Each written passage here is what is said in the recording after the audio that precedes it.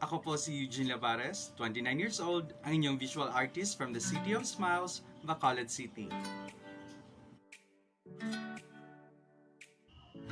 I discovered my talent when I was still a kid. Maybe around 7 or 5 years old yata ako noon. And I'm always the representative of my class for poster making contests during my elementary years. And even until high school and college, I'm still joining art-related events gaya ng on-the-spot poster making contest at t-shirt painting competition. Pati nga acting at singing pinasok ko na rin para makakuha ng scholarship sa college. But my father was very hesitant for me to take an art course. I remember my dad once said, "If you'll be an artist, your work will only be recognized when you're dead already." I agree. Being an artist is a bit risky, but I didn't stop from there. My dad is a driver and my mom was a housekeeper. Their life was tough and I know it was never easy kaya nga siguro I'm the only child in the family. But they raised me well and I lived a life full of love and respect. Pati nga sexual orientation ko tanggap nila.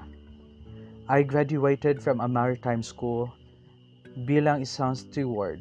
Pero dahil nga only child, my mother don't want me to go overseas kaya sinubukan kong magtrabaho sa isang fast food dito lang sa Bacolod City. After few months, nakipagsapalaran ako sa BPO at naging isang call center agent for 7 years. Tapos biglang nagkasakit si mama, cervical cancer. So, she didn't survive. I lost my mom 4 years ago and it was the biggest change of my life. My dad found a new family and I was left on my own.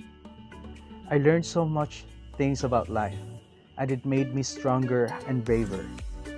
Dumating ang pandemic at sinubok ako ng tadhana at nang huminto ako sa trabaho, I have to live on my own.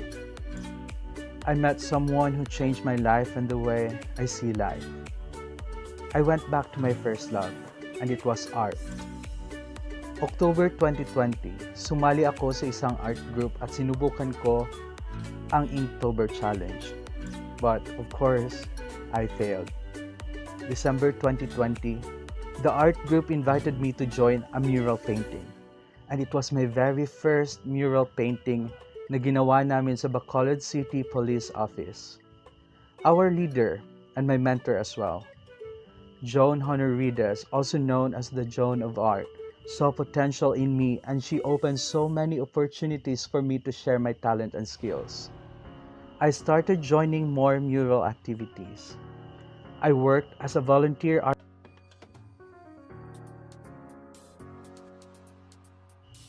and though I didn't get the chance to study an art course for college, I am still so proud to be a self-taught artist and my main medium was acrylic.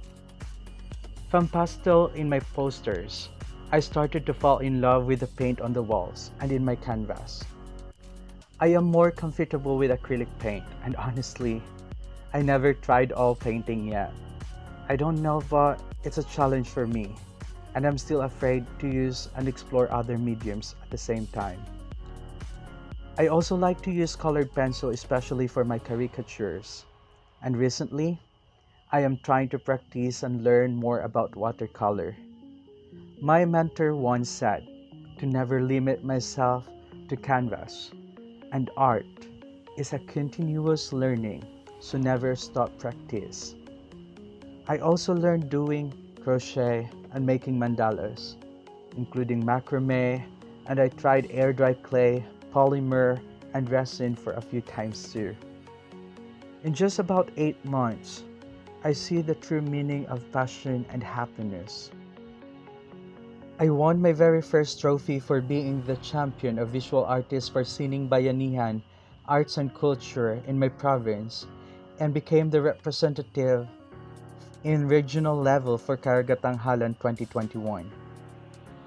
Looking back, I really hope one day my dad and the rest of my family would understand why I chose to be an artist. Life is too short indeed, and for me, it's not how much money I make in each art piece. It's how I leave a mark to the life of my client and how I make them remember me. That once, there was an artist named Eugene Labares who wants to share and paint colors to their walls, to their home, and to the rest of the world.